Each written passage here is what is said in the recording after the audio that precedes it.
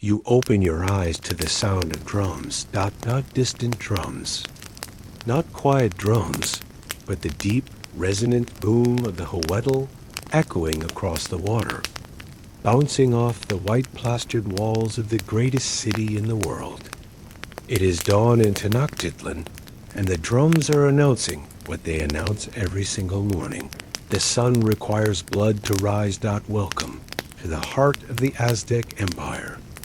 The year is approximately 1500 AD. The Emperor Montezuma II sits on the throne of the most powerful civilization in the Americas, ruler of millions, commander of armies, high priest of a religion that demands constant, unending human sacrifice. And you are one of his subjects, living in a city more magnificent than anything in Europe, more organized than anything in Asia, more terrifying than anything you could imagine. Tenochtitlan spreads before you on its island in Lake Texcoco, a metropolis of perhaps 200,000 souls connected to the mainland by great causeways, fed by aqueducts, organized into neighborhoods and markets and temple complexes. The Spanish conquistadors, who will arrive in 19 years, will compare it to Venice, to Constantinople, to the enchanted cities of their romance novels.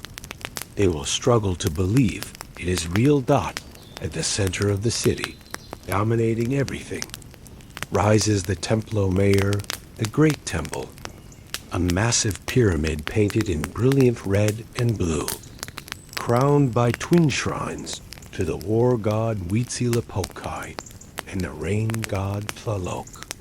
The steps of this pyramid are stained permanently dark with blood that no amount of washing can remove. Every day, priests climb those steps with captives, and every day, those captives do not climb back down. Before we go any further, I need you to do something for me. If you're new to this channel, hit that subscribe button and tap the bell icon so you never miss another journey into historical darkness. And if you're already subscribed, you know the drill. Leave a like on this video. Leave a comment telling me where you're listening from. It helps more than you know. And honestly, the algorithm gods are almost as demanding as Huitzilopochtli himself. Now, where were we? Ah, yes. You've just woken to the sound of sacrifice drums. The Aztecs did not consider themselves cruel. They did not revel in death for its own sake. They believed, with absolute sincerity, that the universe required blood to continue functioning. The sun needed blood to rise. The rain needed blood to fall. The crops needed blood to grow. Without constant sacrifice, the world would end not metaphorically, but literally. The sky would fall. The sun would go dark. Everything would be destroyed. This was not faith as we understand faith. This was physics. This was how the universe worked. And if you had to tear the hearts out of thousands of people to keep the universe running, well, that was simply what had to be done. The alternative was the death of everything. Over the next few hours, we're going to explore what it meant to live in this world. The magnificent city, the complex society, the sophisticated culture, and the rivers of blood that flowed through it all. We're going to try to understand something that seems utterly incomprehensible to modern minds, not to justify it, but to see the world as the Aztecs saw it. This is the brutal reality of Aztec human sacrifice. Get comfortable. The drums are calling to understand Aztec sacrifice. You must first understand Aztec civilization. And to understand Aztec civilization, you must understand Tenochtitla and when the Aztecs are more properly. The Mexica first arrived in the Valley of Mexico around 1250 AD. They were nobody. They were wanderers, refugees.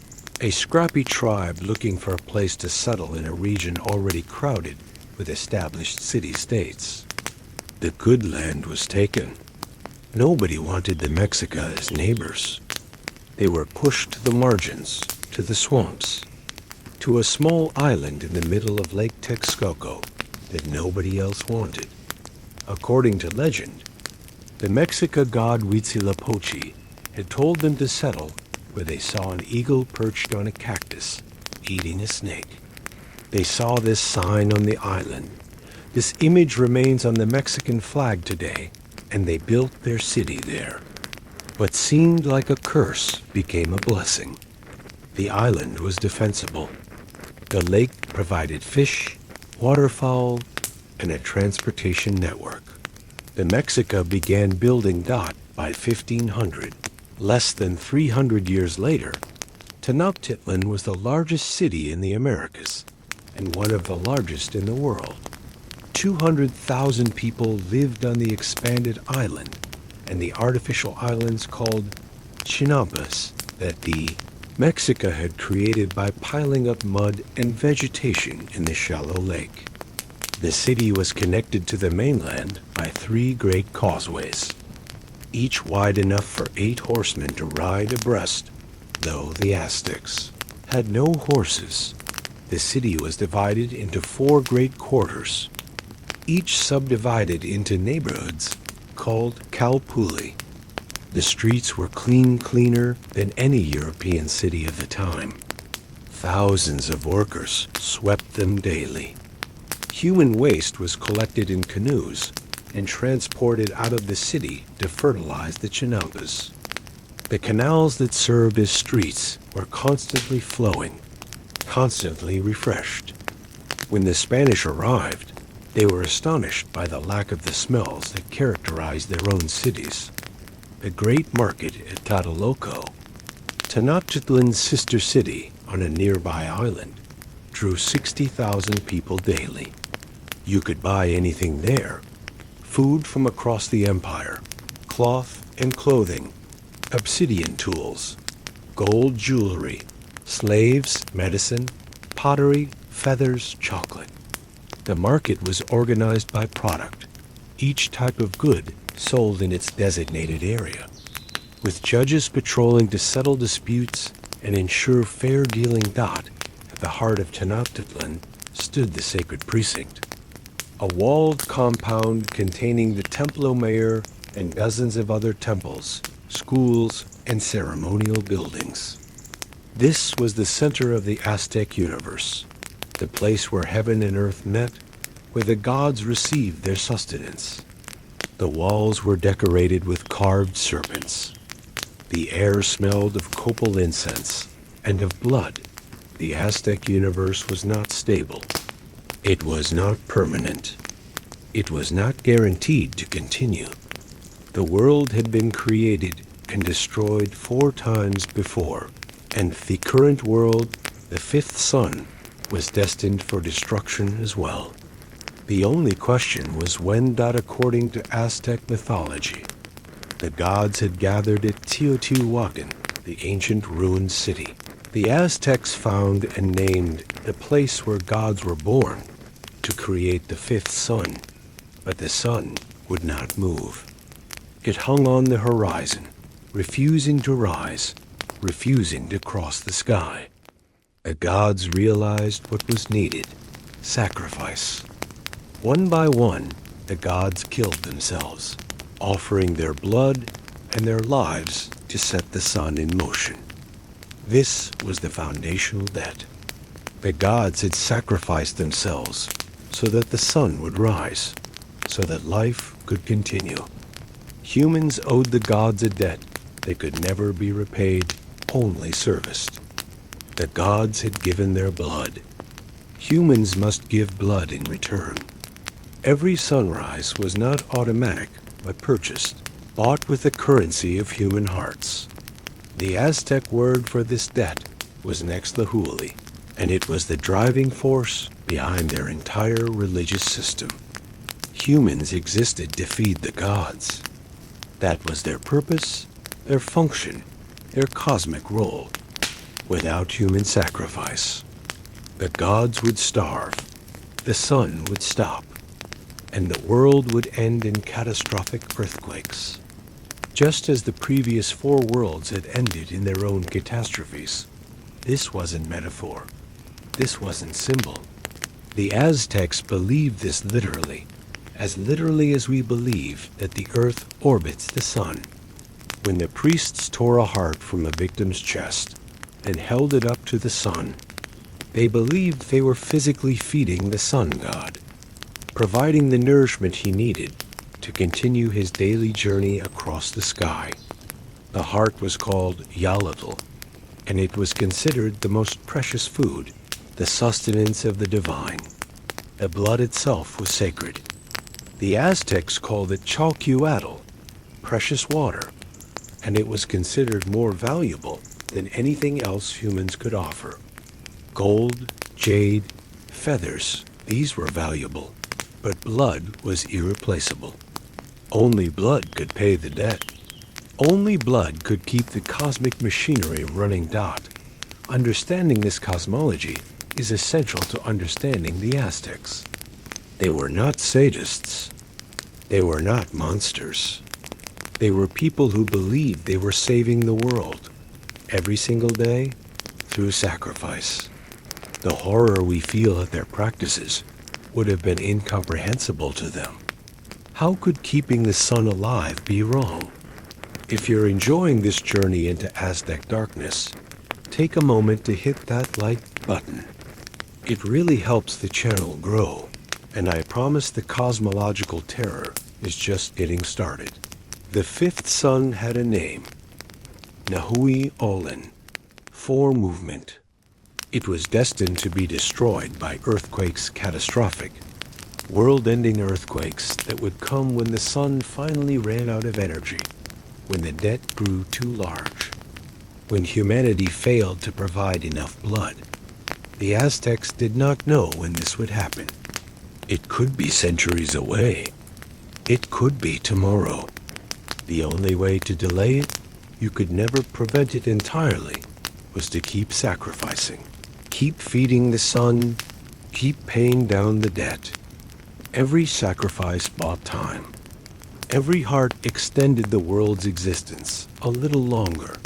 This created a particular psychological environment. You lived in a world that was actively dying. It could end at any moment.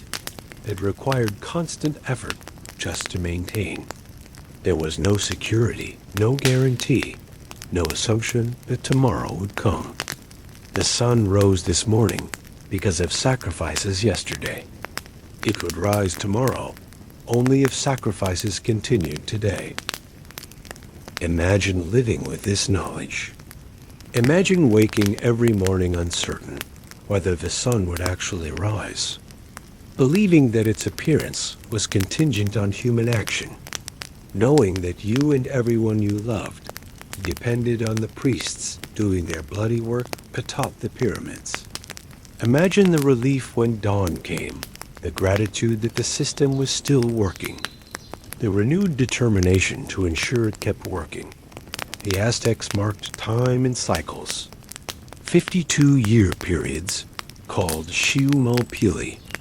At the end of each cycle, the world came dangerously close to ending. All fires throughout the empire were extinguished. People waited in darkness. Pregnant women were locked away, lest they transform into monsters. Children were kept awake, lest they turn into mice. On the final night, priests climbed the hill of the star and waited. If the Pleiades crossed the zenith, the world would continue. A priest would kindle the new fire in the open chest of a sacrificial victim, and runners would carry the flame throughout the empire, relighting every hearth. The world had survived another cycle, but there was always another cycle coming, another moment when everything hung in the balance, another night of existential terror.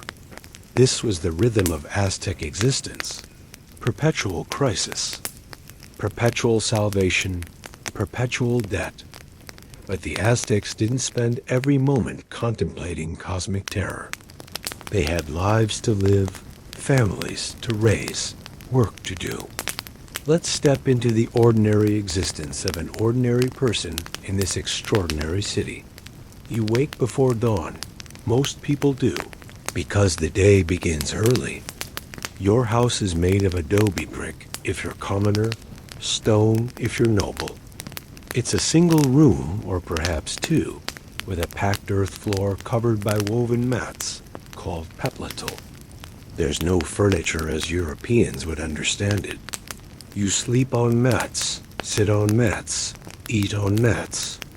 Your possessions are few. Some pottery, some tools, some clothing stored in baskets. Breakfast is simple. Maize in some form, probably a tolli, a warm gruel flavored with chili or sweetened with honey. Maize is the foundation of everything. The Aztecs believed humans were literally made from maize the gods had formed. Human flesh from maize dough, after failed experiments with mud and wood. You are what you eat, and what you eat is corn. Your clothing depends on your social class. Commoners wear simple garments, a loincloth, maxtladel, for men, a skirt and blouse for women, woven from maguey fiber. Only nobles can wear cotton. Only nobles can wear certain colors, certain designs, certain ornaments. Clothing is strictly regulated by sumptuary laws. Wearing above your station is a serious offense. You might be a farmer, working the chinampas that ring the city, growing maize, beans, squash, tomatoes, and chili peppers in the incredibly fertile artificial islands. You might be a craftsman, making pottery or obsidian tools or featherwork in your calpulli's workshop. You might be a porter, carrying goods on your back. There are no wheeled vehicles, no draft animals. You might be a fisherman, working the lake that feeds the city. Women grind corn, weave cloth, raise children, maintain the household. Their work is endless and essential. A woman's skill at weaving is her most valued attribute. It's what makes her a good marriage prospect. Girls begin learning to weave almost as soon as they can walk. The market at Tlatelolco is a wonder. You could spend hours there, browsing the stalls, haggling with merchants, eating snacks from food vendors. Cacao beans serve as currency for small purchases. A tamale might cost 1 bean, a rabbit 3. For larger transactions, standardized cotton cloaks called quoshli are used. This is a civilized life, an urban life, a life of order and complexity. And then the drums sound from the Templo mayor, and you remember what makes it all possible. You are not an individual in the modern sense. You are a member of a calpulli, a corporate community that defines nearly every aspect of your existence. Understanding the calpulli is understanding Aztec society. The calpulli was a unit that combined functions we would separate.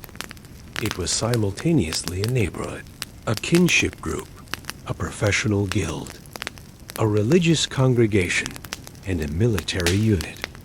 You were born into your calpulli. You would likely marry within it.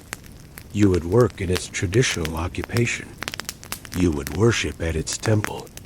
You would fight in its squadron when war came. Each calpulli had its own patron deity, its own temple, its own festivals. The calpulli owned land collectively, distributing plots to member families for their use. If a family died out or left, the land returned to the calpulli. You couldn't sell your plot. It wasn't really yours to sell. It belonged to the community that defined you. Leadership of the calpulli was hereditary within certain families, but leaders could be removed if they proved incompetent or corrupt. The calpulli council managed internal affairs, settled disputes, organized labor for public works, and collected the tribute that each calpulli owed to the state. Your profession was largely determined by your calpulli. The feather workers lived in their neighborhoods, the goldsmiths in theirs, the potters in theirs. Skills passed from father to son, mother to daughter, generation after generation. Social mobility existed, but was limited. The most common path upward was through military distinction, capturing enemies in battle for sacrifice. The calpulli also organized your religious life. Beyond the great state ceremonies at the Templo Mayor, each calpulli maintained its own temple to its patron deity, held its own festivals, conducted its own sacrifices. Religion wasn't something separate from daily life. It was woven through everything, managed at every level, from the household shrine to the imperial cult. When the empire needed soldiers, it called upon the calpulli. Each calpulli provided a squadron that fought together, trained together, knew each other as neighbors and kinsmen. Military glory reflected on the entire calpulli. Military failure shamed everyone. This was your world. Collective, corporate, communal. You existed as part of something larger, your identity inseparable from your community. Your community inseparable from the empire inseparable from the gods who demanded blood. If you're settling in for the night, now's a good time to hit that subscribe button and leave a comment. The priests we're about to meet are unlike any clergy you've ever imagined. The Tlamacazqui, the priests of the Aztec temples, were terrifying figures. They wore black robes that were never washed, stained with the blood of countless sacrifices. Their hair was never cut and never cleaned, hanging in matted, blood-encrusted ropes down their backs, sometimes to their knees. Their ears were shredded from constant auto-sacrifice. They pierced themselves with maguey spines, offering their own blood to the gods. Their bodies were painted black with soot. They smelled of death. These men had dedicated their lives to the gods from childhood. They entered the Kalmakak, the priestly school, as boys and spent years learning the rituals, the calendar, the hymns, the proper methods of sacrifice. Their training was brutal. Fasting, sleep deprivation, constant bloodletting, exposure to cold and hardship. Those who couldn't endure washed out. Those who remained were transformed into something more than human. The priests. Power came from their knowledge, and their role as intermediaries between humans and gods. They alone knew the precise rituals required to feed the gods properly. They alone could read the Tornalamado, the book of days that determined which actions were auspicious on which dates. They alone could interpret omens, predict the future, advise rulers on matters of cosmic significance. At the apex of the priestly hierarchy sat 2 high priests, one for each of the temples atop the Templo Mayor. The Quetzalcoatl Totec Tlamacazqui served the rain god Tlaloc. The Quetzalcoatl Talago Tlamacazqui served the war god Huitzilopochtli. These men were among the most powerful figures in the empire, advisors to the emperor, controllers of vast temple estates, masters of life and death. The priests conducted sacrifice daily. Every dawn required blood for the sun. Every festival required blood for its honored deity. The priests climbed the pyramids with their obsidian knives, performed the rituals with practiced efficiency, and descended again, their robes wet with fresh blood, their hair dripping, their faces impassive. How did they understand their role? They were not murderers in their own minds. They were saviors. They were the men who kept the world alive, who prevented cosmic catastrophe, who performed the most sacred duty any human could perform. Their bloody work was holy work, and they performed it with the devotion of Saints at the center of Tenochtitlan. At the center of the Aztec universe rose the Templo Mayor, the Great Temple, the axis mundi around which everything revolved. The pyramid was massive, nearly 200 feet high when the Spanish arrived, with twin staircases leading up the western face to twin shrines at the summit. The northern shrine, painted blue and white, belonged to Tlaloc, the ancient rain god, essential for agriculture, honored with sacrifices of children. The southern shrine, painted red and white, belonged to Huitzilopochtli, the young war god, patron of the Mexica, fed with the hearts of warriors. The Templo Mayor was not built once, but rebuilt repeatedly, each emperor adding a new layer over the previous structure. Archaeologists have identified 7 major construction phases, each grander than the last. The temple that stood when Cortés arrived was the culmination of 2 centuries of expansion, a monument to Aztec power and piety. The sacred precincts surrounding the temple covered acres. Within its serpent-decorated walls stood dozens of smaller temples, schools for priests and noble children, ball courts, the skull rack called the Sompantle, housing for priests, and the eagle warrior and jaguar warrior houses. This was a complex, a campus, dedicated entirely to the gods. At the foot of the main staircase stood the great stone of Coyolxauhqui, the moon goddess.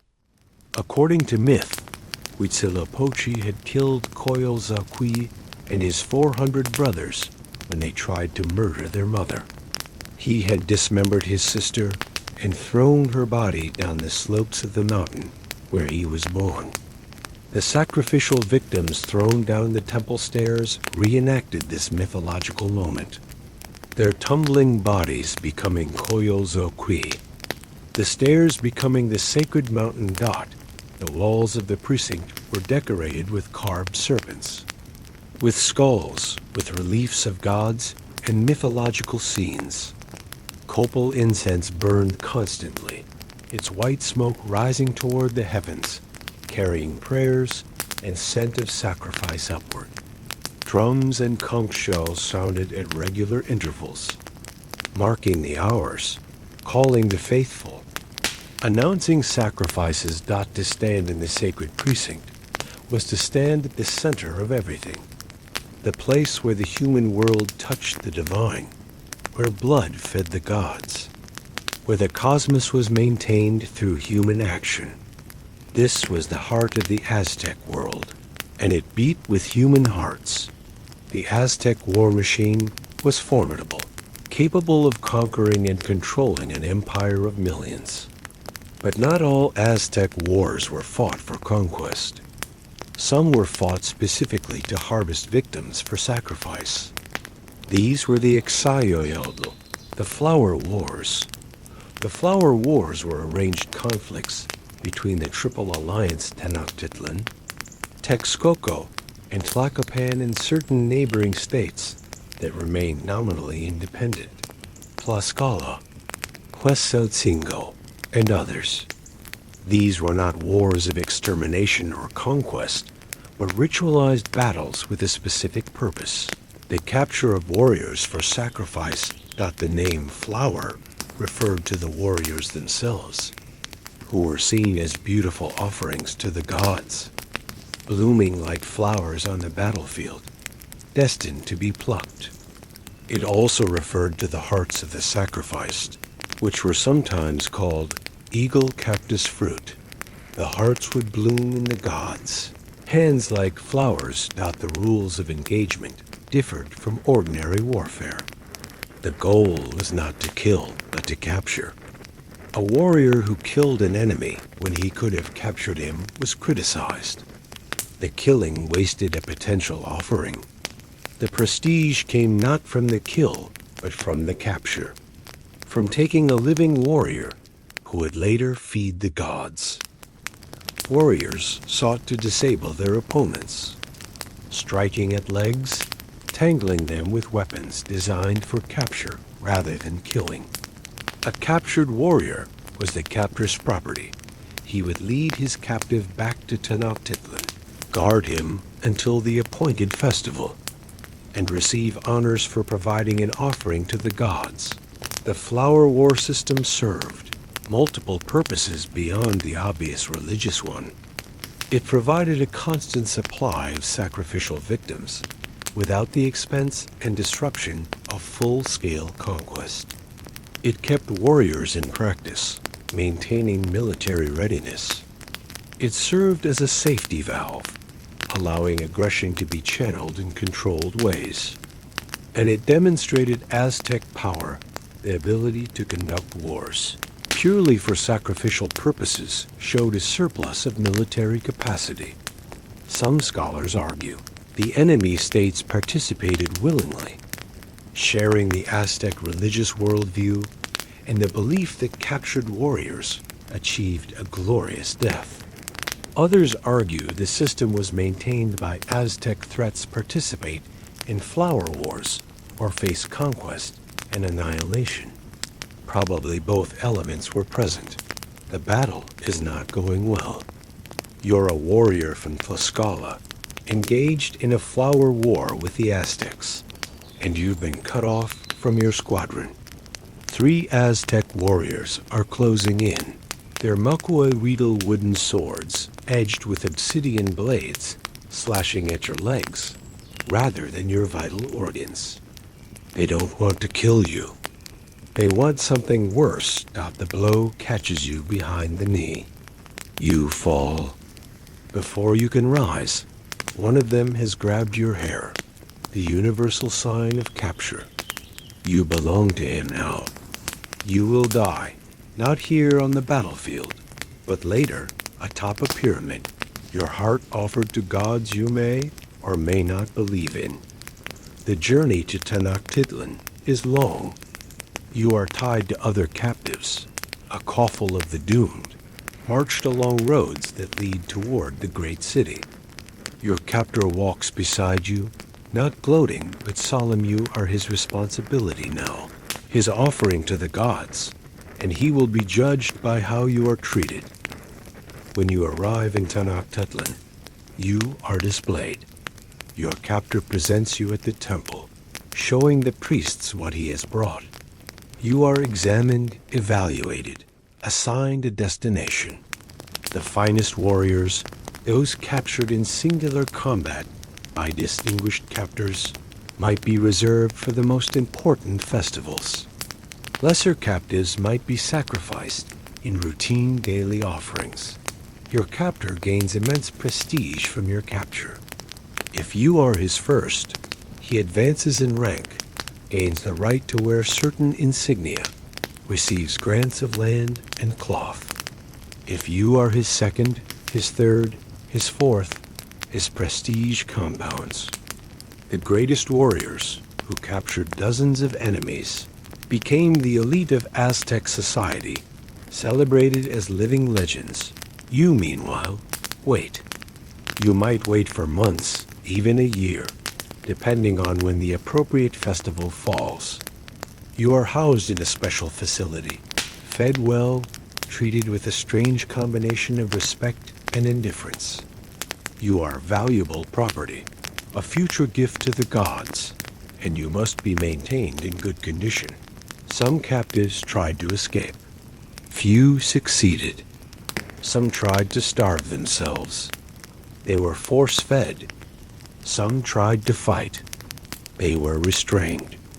The system had seen all of this before and had protocols for everything. You would climb that pyramid whether you wanted to or not. If you're still with me in this descent into the Aztec underworld, take a moment to hit subscribe. Your support helps me create more historical deep dives for your bedtime listening. And trust me, this next part is one of the strangest aspects of Aztec sacrifice. Some captives, Particularly, those destined for the most important sacrifices were not merely kept in captivity. They were transformed into gods. The Xipla, or god impersonator, was a captive selected to embody a deity during the period leading up to a major festival. For the festival of Toxcatl, honoring the god Tezcatlipoca, a young warrior of perfect physical appearance was chosen a full year in advance. For 12 months, this man would literally become Tezcatlipoca. He lived in luxury. He wore the god's distinctive costume, a flower crown, jade ornaments, gold bells on his ankles. He was given 4 beautiful women as wives, representing goddesses. He walked through Tenochtitlan playing a flute, and people stopped to worship him, kneeling before him as before the god himself, offering prayers and requests. He ate the finest food. He slept in the finest quarters. He received every comfort the empire could provide. For 1 year, he was the most honored being in Tenochtitlan, second only to the emperor himself. People genuinely believed the god was present in his body, walking among them, accessible for petition and adoration. Then the festival arrived. The god impersonator climbed a small temple, not the great Templo Mayor, but a smaller pyramid nearby. At each level, he broke one of his flutes. At the top, the priests were waiting. They laid him on the stone, and the obsidian knife descended. How did these men experience their year of divinity? Did they believe they were gods? Did they come to accept their fate, even welcome it? Did they live in constant terror, knowing each day of luxury brought them closer to the knife? The sources don't tell us. The Aztecs were more interested in the ritual than in the psychology of the victims, but the institution itself tells us something profound about Aztec religion. The god didn't merely receive the sacrifice. The god became the sacrifice. The boundary between human and divine was permeable, and the Xipla crossed it twice. First when he became a god, and again when he became an offering to the gods. The day has come. Whether you've waited a week or a year, whether you're an ordinary captive or an Xipla who has lived as a god, the preparation begins before dawn. You are bathed, ritually purified, the dust and grime of captivity washed away. Your body is painted, the designs depending on which god will receive you, which festival is being celebrated, what role you play in the cosmic drama about to unfold. Red ochre for some sacrifices, black for others, blue for Tlaloc, the pattern symbolic and precise. You are dressed in the regalia of a god or a warrior. Paper ornaments are attached to your body. Paper was sacred to the Aztecs, made from bark and used extensively in ritual. Feathers might be added, flowers, bells that jingle when you move. You are being transformed from a person into an offering, from a captive into a gift worthy of the gods. Some sources mention drugs. The Aztecs used various psychoactive substances in religious contexts. Peyote, morning glory seeds, psilocybin mushrooms, pulque, fermented maguey sap. Whether sacrificial victims were routinely drugged to make them more compliant is debated. Some accounts describe victims who climbed the pyramid willingly, even eagerly. Others describe victims who had to be dragged, fighting every step. Perhaps both accounts are true. Perhaps some victims, especially those who shared the Aztec worldview, genuinely believed they were achieving a glorious death that would transform them into companions of the sun. Perhaps others, especially those from cultures with different beliefs, resisted with everything they had. Perhaps drugs were used for some, and not others. Your captor is present for the preparation. He has not eaten since your capture a ritual fast that connects him to your sacrifice. He may weep as you are dressed, not from grief exactly, but from the solemnity of the moment, the weight of what he has done, the honor he is about to receive. You are, in a strange way, bound together. His glory and your death are the same event. The drums begin. The procession forms. The moment has arrived. The Templo Mayor rises before you, impossibly steep. The twin shrines at the summit, small against the morning sky. 114 steps to the top. 114 steps between you and the knife.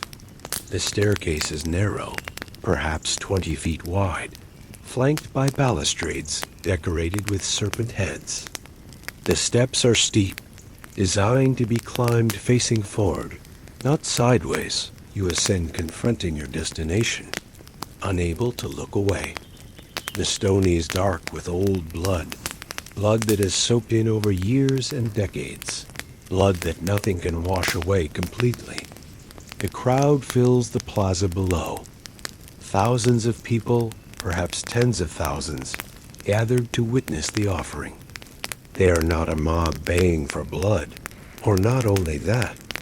They are worshippers participating in a sacred ritual, doing their part to keep the world alive.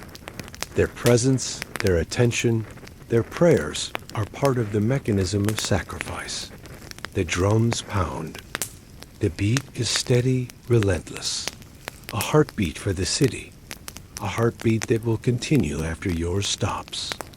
Conch shells wail. Priests chant in the ancient Nahuatl phrases that no commoner fully understands. Sacred words for sacred moments that you begin to climb. Perhaps you climb willingly, embracing your destiny, believing you are about to join the sun's retinue, to become a hummingbird drinking flower nectar for eternity. Perhaps you climb because priests grip your arms, because you have no choice, because resistance is futile and would only add humiliation to death. Perhaps you are barely conscious, drugged or stunned, or simply numb with terror. The steps are hard on your legs, especially after months of captivity. Your breath comes fast. Sweat mixes with the paint on your skin.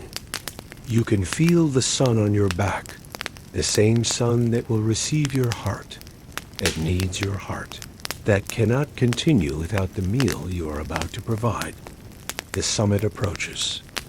You can see the shrine of Huitzilopochtli now, the idol within, the priests waiting on the platform.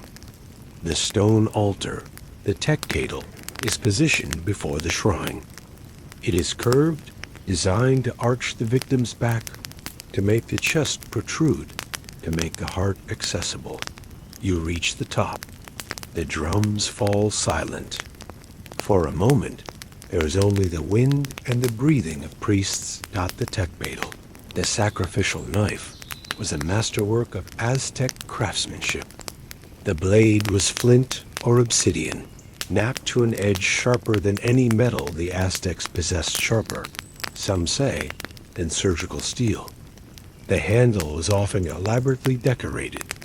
Mosaic, jade, carved wood representing a god or an eagle warrior. These knives were sacred objects stored in temples, used only for their divine purpose. 4 priests seize you. They are called chacmul, after the reclining stone figures found at Mesoamerican sites, though the Aztecs didn't use that term. Their job is to hold you down, to keep you immobile as the sacrifice is performed. They grip your arms and legs with practiced strength, stretching you over the curved stone so that your chest arches upward, your ribs splayed, your heart as close to the surface as your body can make it. The 5th priest, the Tepiltzin, the one who holds the knife positions himself. He may say words, prayers, or invocations, depending on the ceremony. He raises the TECPATL dot. The cut is not what you might imagine.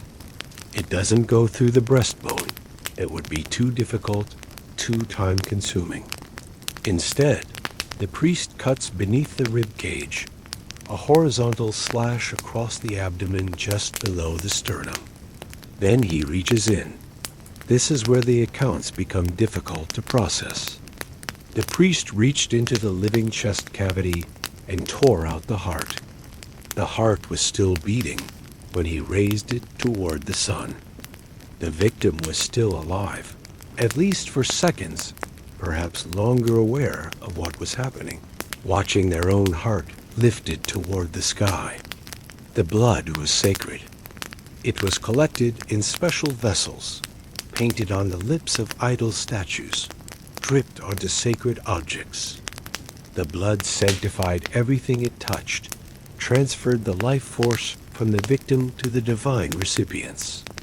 Nothing was wasted. The heart was called the eagle cactus fruit, and it was placed in a stone vessel called a kiwaxikali, sometimes carved in the shape of an eagle. Later it would be burned, the smoke rising to feed the sun god, or ceremonially consumed by priests. The body, heartless, was rolled down the steps of the pyramid, tumbling like Koyozoki had tumbled, coming to rest at the base where other priests waited to receive it. The sacrifice did not end with death. The body of the victim had its own fate, its own role in the sacred economy, and that fate disturbs modern sensibilities, perhaps more than anything else. At the base of the pyramid, priests received the body.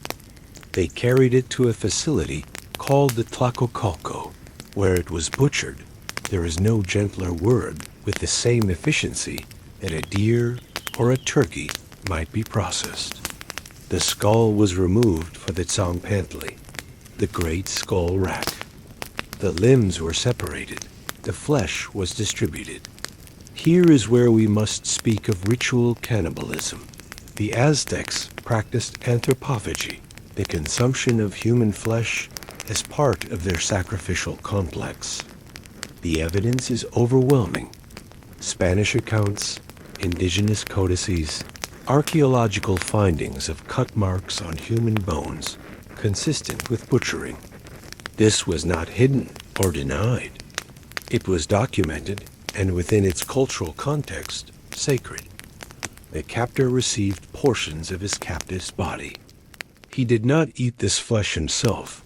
That would have been consuming something too close to his own identity, almost like eating himself. Instead, he distributed it to his family and neighbors, who prepared it in a stew with maize and chili, consuming the sacred flesh in a ceremonial meal. The emperor and high nobles received prime portions from important sacrifices. The flesh was considered sacred food, imbued with the victim's spiritual power. Consuming it was not about nutrition or even dominance. It was communion, participating in the sacred economy of sacrifice, incorporating the victim's power into one's own body. Not all bodies were eaten. Some were flayed, their skins worn by priests in rituals honoring the god Zeep Totek, our Lord the Flayed One. Some were burned, like the hearts. Some were given other treatments, depending on the specific deity being honored, the specific ritual being performed. The Tzompantli, the skull rack, grew constantly. Archaeologists have found massive skull racks at the Templo Mayor site, with thousands of skulls displayed on wooden poles or cemented into towers. These were not hidden away, but displayed prominently, visible to everyone who entered the sacred precinct, a testament to the scale of sacrifice, the power of the Aztec state, the hunger of the gods. The skull rack dominated the sacred precinct. It was one of the first things visitors saw when they entered, and one of the last things they could forget. A Tzompantli was a wooden framework. like a giant ladder lying on its side, with horizontal poles running between vertical posts.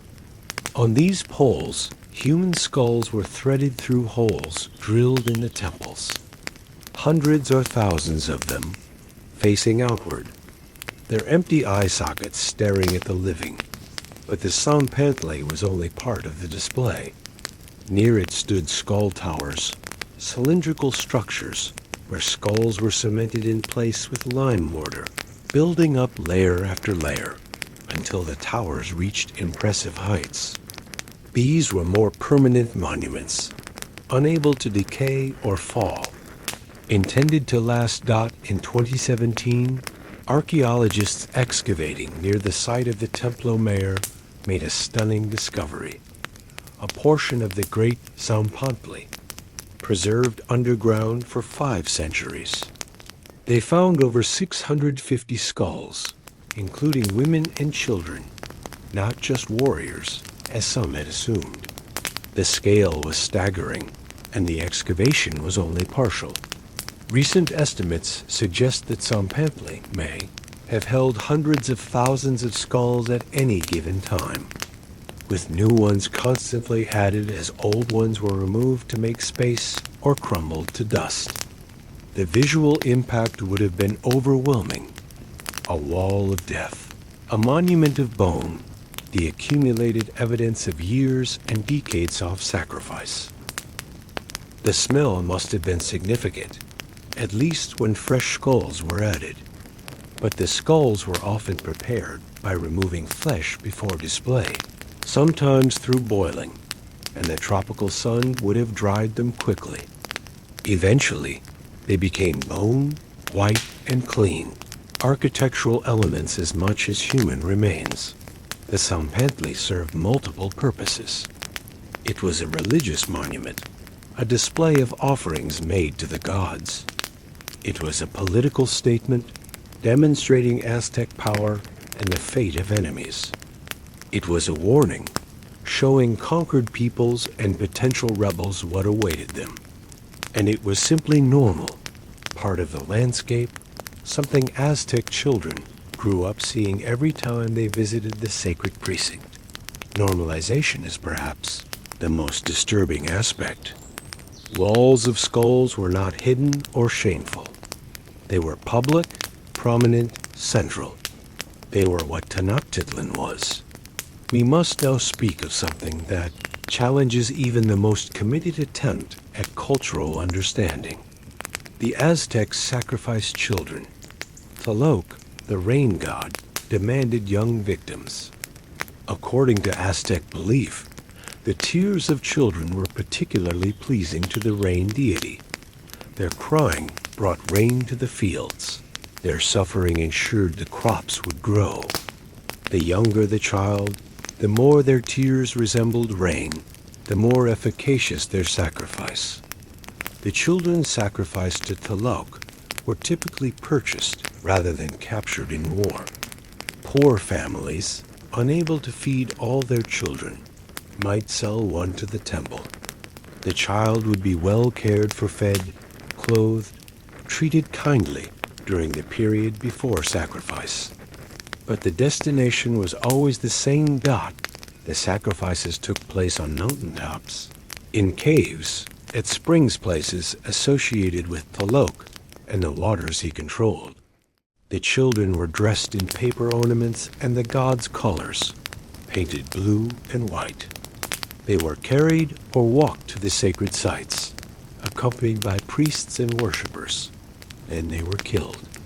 The methods varied: throat cutting, heart extraction, drowning, or simply abandonment on mountaintops to die of exposure. The manner of death mattered less than the tears. The children were often frightened deliberately, tormented before death, their crying the point of the ritual. Spanish accounts, particularly from friars who witnessed the aftermath of this system, dwell on the child sacrifices with particular horror. Even the Aztec sources acknowledge that this was difficult, that mothers wept, that the sight of children being carried to their deaths was disturbing. But it continued nonetheless, year after year, because the rain was needed, the crops were needed. The survival of the people depended on the survival of the children's tears. How do we understand this? The parents who sold their children may have believed they were sending them to a sacred fate, to eternal life with Tlaloc in his paradise. Or they may have simply been desperate, choosing one child's death over the family's starvation. Probably both motivations existed, intertwined and inseparable. The children themselves, what they understood, what they felt, what they experienced is unrecoverable. Their voices were not preserved. Only their bones remain, sometimes found in mountain caves, small skeletons with telltale marks of sacrifice. Sacrifice was not only for male warriors. Women had their own roles in the Aztec sacrificial system, their own ways of dying to feed the gods. Certain goddesses required female victims. So a Quetzal, goddess of beauty and love, received young women. Cihuacotl, the serpent woman, received mothers who had died in childbirth, themselves considered warriors who had died capturing a child. Tlazolteotl, goddess of filth and purification, received women in rituals of cleansing and renewal. The methods of female sacrifice sometimes differed from the Ola. Stand heart extraction. Decapitation was common for female victims, perhaps echoing mythological narratives where goddesses had been beheaded. The heads were then displayed, sometimes on the Zampantli alongside male skulls, sometimes in separate locations. One of the most disturbing practices involved the goddess Tosi, our grandmother, honored in the harvest festival of Ochpanitli. A woman was selected to embody the goddess, treated with honor for a period, then sacrificed by decapitation. A priest would then flay her body and wear her skin for a series of rituals that continued for days. This practice, called Tlaquesepealizli, the flaying of men, though it was used for both sexes, honored Zagtotec, the flayed lord, a god of spring and renewal. The wearing of skins symbolized the earth putting on new vegetation, the snake shedding its skin, renewal through death. Priests wearing human skins danced through the streets, and people touched them for blessings. Women could also become Ixiptla, god impersonators, living as goddesses for periods before their sacrifice. Their experience paralleled that of male Ixiptla luxury, honor, worship, death. Some were slaves purchased for the purpose. Others were captives. Some may have been volunteers, though how voluntary any participation in this system could be is questionable. That women also participated in auto-sacrifice, the bloodletting that all Aztecs were expected to perform. They pierced their earlobes, their tongues, sometimes their breasts, offering their own blood to the gods alongside the blood of sacrificial victims. No one was exempt from the blood debt. In 1487, the Emperor Ahitzotl completed the latest and greatest expansion of the Templo Mayor. To celebrate this achievement, he organized a dedication ceremony that would demonstrate Aztec power as nothing before had done. The numbers reported by Spanish and indigenous sources vary wildly, from a possible 4,000 to an almost certainly exaggerated 80,000 victims. The most conservative modern estimates suggest perhaps 4,000 over 4 days. Other scholars accept figures of 10,000 or 20,000. Whatever Thepresi's number, the scale was unprecedented. Victims came from everywhere. Captives from recent wars, slaves purchased for the occasion, offerings from tributary states who wanted to demonstrate their loyalty or feared demonstrating anything else. They were lined up along the causeways leading into Tenochtitlan, queues of the doomed stretching for miles. The sacrifice continued around the clock for 4 days. Multiple pyramids were used simultaneously, not just the Templo Mayor, but other temples throughout the sacred precinct. Priests worked in shifts, their arms growing tired from the repetitive motions of cutting and tearing. The blood ran down the temple steps like water, pooling at the base, running through channels cut for the purpose. Huitzotl himself participated, taking his turn with the obsidian knife, demonstrating that the emperor was also a priest, also capable of feeding the gods. Foreign rulers were invited to watch, rulers of both allied and enemy states, so they could witness Aztec power and understand what the empire was capable of. The impact was deliberate. This was not merely religious devotion. It was political theater on a scale the world had rarely seen. Any ruler who saw the dedication of 1487, who saw the rivers of blood and the mountains of skulls, understood that defying the Aztec Empire meant providing victims for the eye. Next great ceremony, the Templo Mayor that resulted from this dedication, was the one the Spanish would see and describe with horror 32 years later. Its steps were permanently stained. Its air forever smelled of death. It was the greatest monument to a religion built on blood. If you're still with me on this journey, subscribe and leave a comment. Because sacrifice wasn't just something done to others. Every Aztec was expected to offer their own blood to the gods. Auto-sacrifice, self-bloodletting, was a universal practice in Aztec society. From the emperor to the lowest commoner, everyone was expected to pierce themselves and offer drops of blood at regular intervals. This was not punishment or penance. It was maintenance, the daily contribution every person made to keeping the cosmic machinery running. The instrument of auto-sacrifice was typically a maguey spine, a sharp thorn from the agave plant. These thorns were readily available and disposable used once, bloodied, offered to the gods. The most common sites for bloodletting were the earlobes, which were pierced repeatedly until they became shredded and elongated, and the tongue, which was pierced with larger thorns or blades. For priests and nobles, auto-sacrifice was more extreme. They pierced not just ears and tongues, but thighs, calves, arms, and genitals. The blood was collected on paper or grass, which was then burned, the smoke carrying the offering upward. The more blood you offered, the more pious you were, the more you were fulfilling your cosmic duty. Kings engaged in particularly dramatic auto-sacrifice during important rituals. They would draw ropes of thorns through their tongues, through their earlobes, through holes in their penises, generating streams of blood that were collected and offered. This was their duty as rulers, to give more than anyone else, to suffer more than anyone else, to demonstrate their worthiness to lead. The pain was real.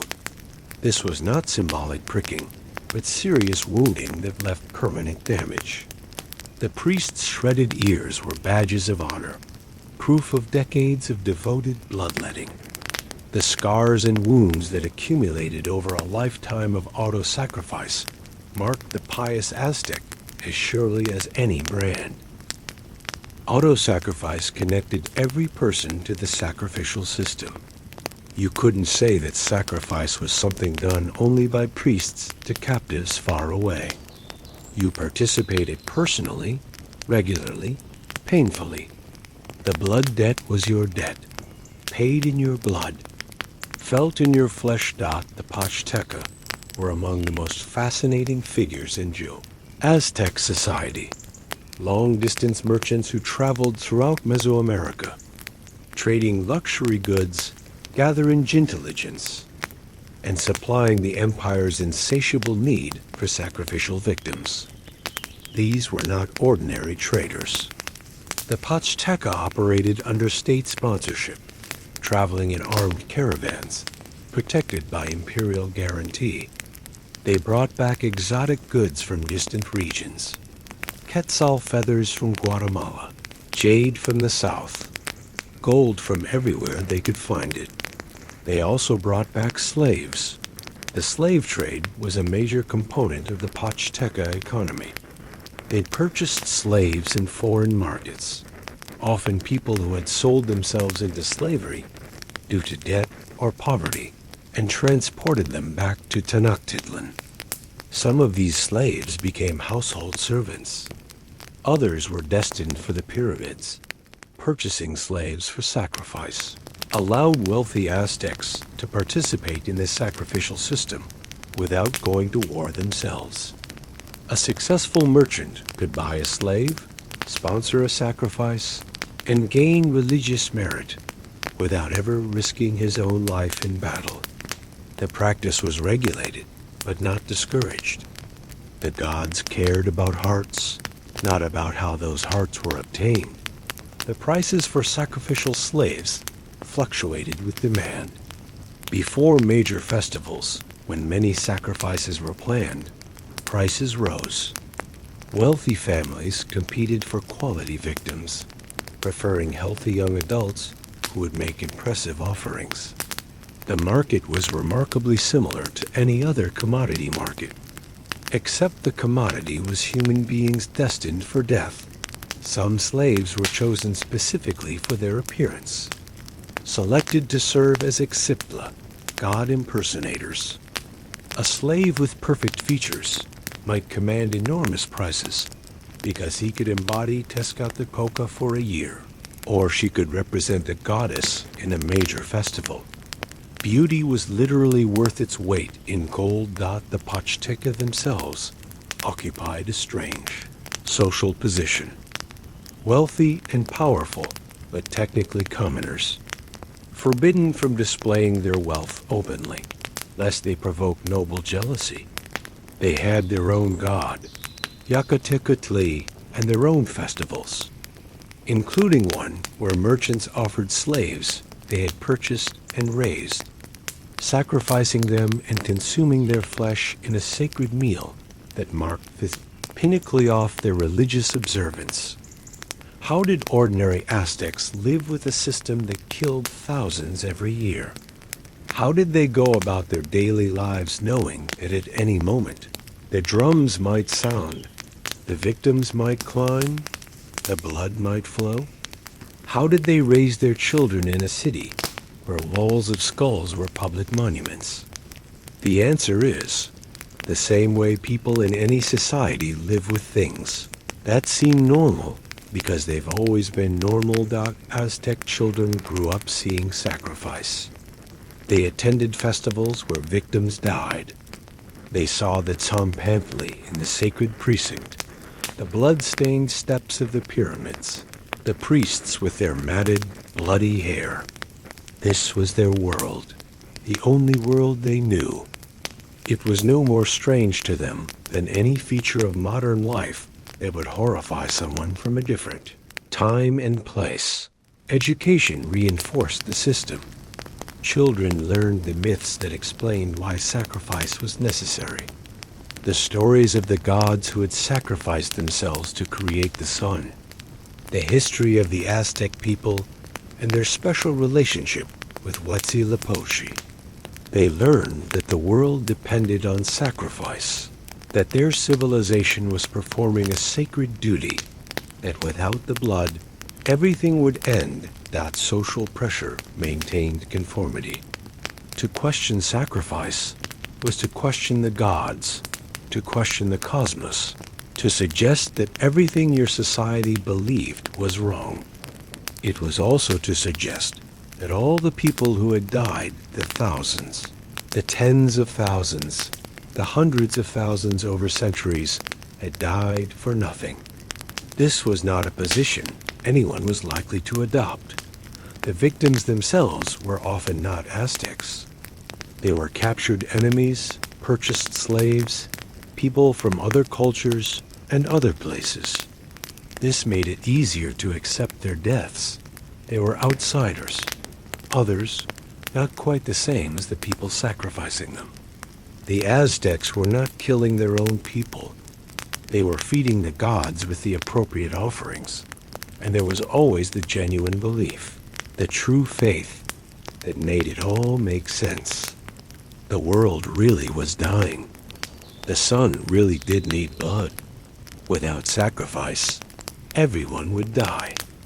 Against that certainty, the death of individuals was tragic but necessary, a price willingly paid for the survival of everything. If you've made it this far, you deserve to understand the scale.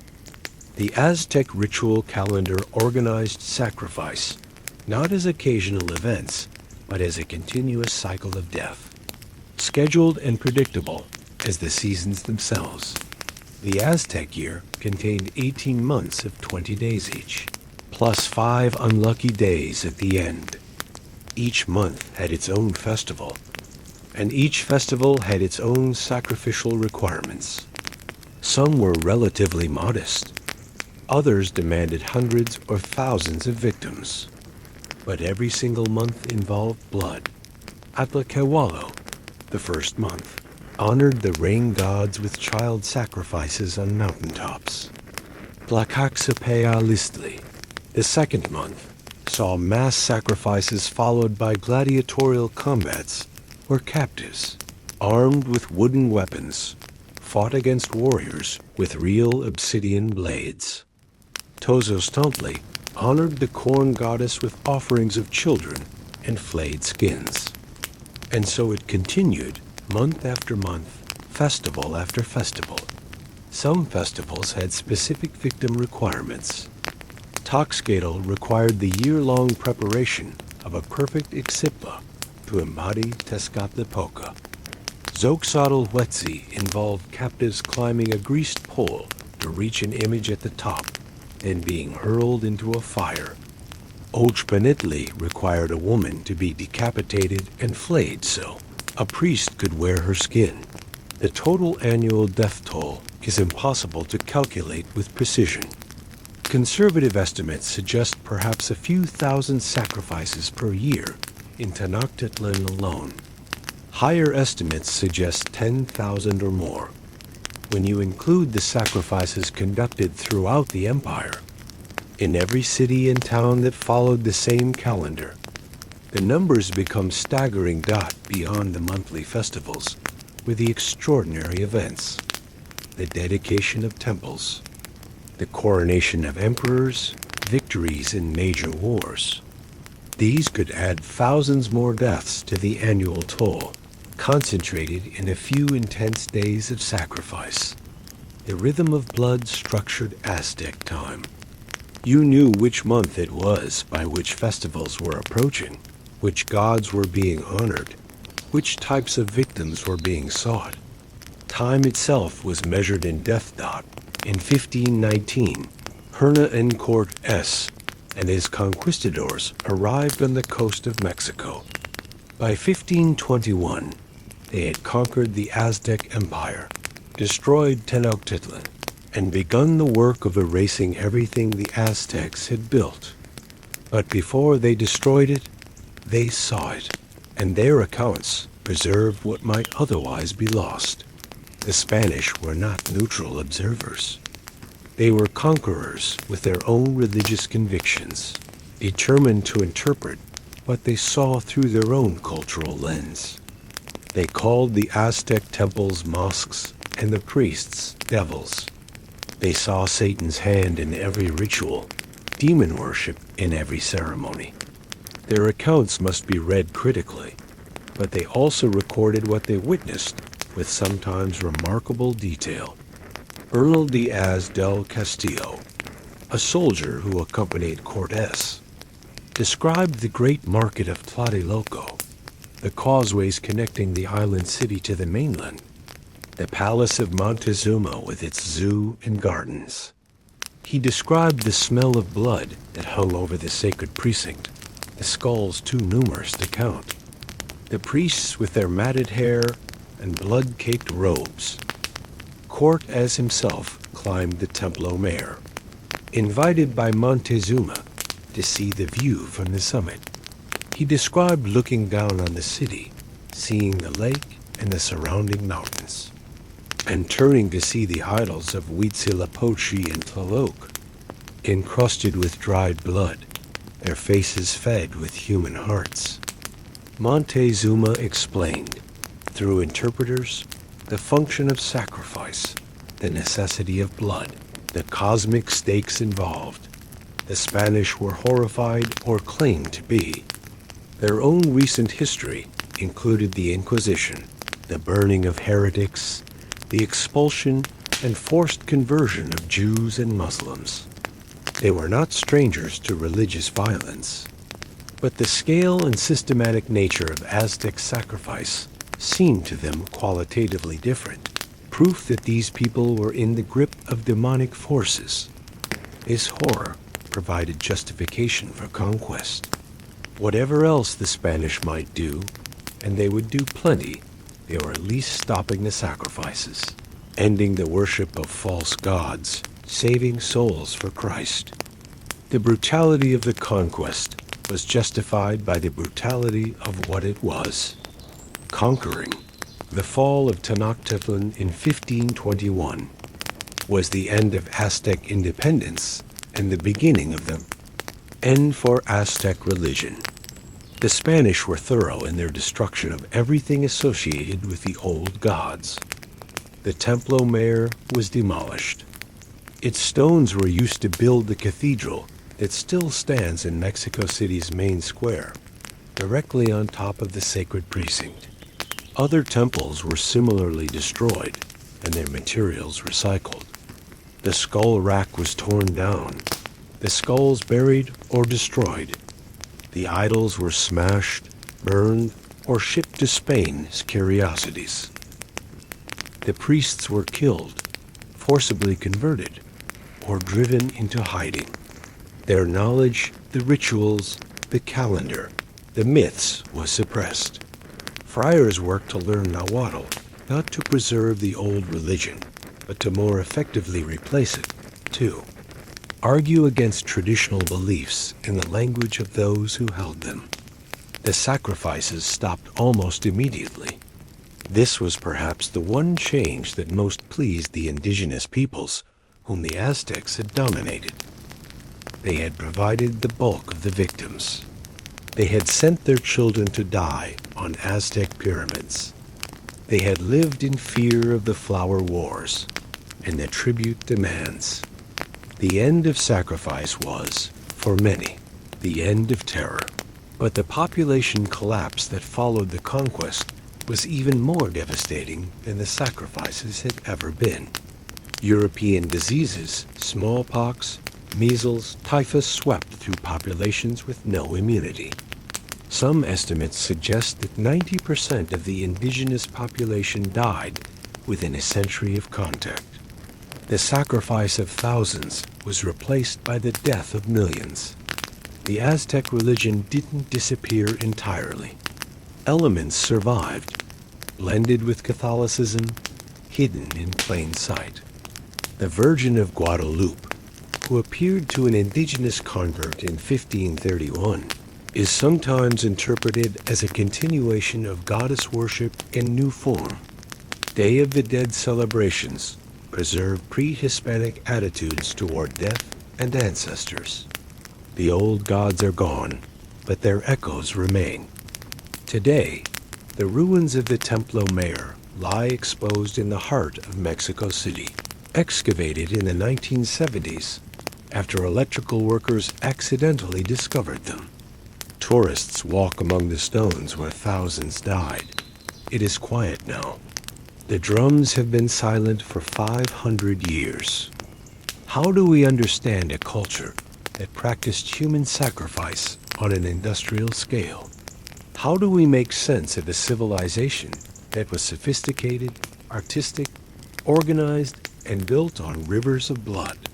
The temptation is to dismiss the Aztecs as monsters, as uniquely evil, as a people so different from us that we share nothing with them. This is comfortable, but false. The Aztecs were human beings, as fully human as anyone who has ever lived, and the system they created arose from human beliefs, human fears, human needs. Another temptation is to excuse the Aztecs, to say that their beliefs justified their actions, that we cannot judge another culture by our own standards, that morality is relative, and what seems wrong to us seemed right to them. This is also problematic. The victims of sacrifice were human beings too, and their suffering was real regardless of the beliefs that caused it. Perhaps the most honest approach is to try to understand without either condemning or excusing. The Aztecs believed, genuinely and sincerely, that the universe required blood. They believed that without sacrifice, everyone would die. Given those beliefs, their actions followed with terrible logic. The question is not why they did it, but why they believed what they believed. Part of the answer lies in the experience of living in a precarious world. The Aztecs had no understanding of astronomy, meteorology, or biology as we know them. The sun's movements, the coming of rain, the success of crops, all seemed dependent on forces beyond human comprehension. Sacrifice provided an explanation, and more importantly, a sense of control. By feeding the gods, humans could influence the cosmos. The alternative was helplessness. Part of the answer lies in the structure of Aztec society. Sacrifice supported. The power of the priesthood justified the wars of expansion, terrified enemies into submission. It was not only religion, but politics, not only faith, but power. The system benefited those who ran it, which is why it continued. And part of the answer lies in the human capacity for normalization, for accepting what we are born into, for seeing the horrors of our own culture as simply the way things are. The Aztecs were not more capable of evil than any other people. They were people like us, shaped by their circumstances, believing what they were taught, doing what seemed necessary. And so our time in the shadow of the pyramids comes to an end. The drums are silent now. The temples are ruins, buried beneath modern streets, excavated for tourists to marvel at. The gods who demanded blood have been replaced by other gods, or by no gods at all. The Aztec universe, with its dying sun and its cosmic debt, has been superseded by a universe that runs on physics rather than sacrifice. But Tenochtitlan is still there, under a different name. Mexico City sprawls across the same valley. 20 million people living where 200,000 once lived, the largest metropolitan area in the Western Hemisphere. The cathedral rises where the Templo mayor once stood. The ghosts of the old city lie just beneath the surface, discovered whenever workers dig for new foundations. What should we feel about the Aztecs? Horror at the sacrifice, certainly. The deaths of thousands of children, of captives, of the terrified, and the drugged, and the resigned cannot be dismissed or excused. The suffering was real. The blood was real. The skulls that still emerge from archaeological excavations were once living people with names and families and lives that were cut short, but also wonder at the civilization that surrounded the sacrifice. The magnificent city, the sophisticated agriculture, the complex society, the art and poetry and philosophy that existed alongside the bloodshed. The Aztecs were not monsters. They were people capable of creation as well as destruction, of beauty as well as horror. of love as well as death. Perhaps that is the most disturbing thing of all.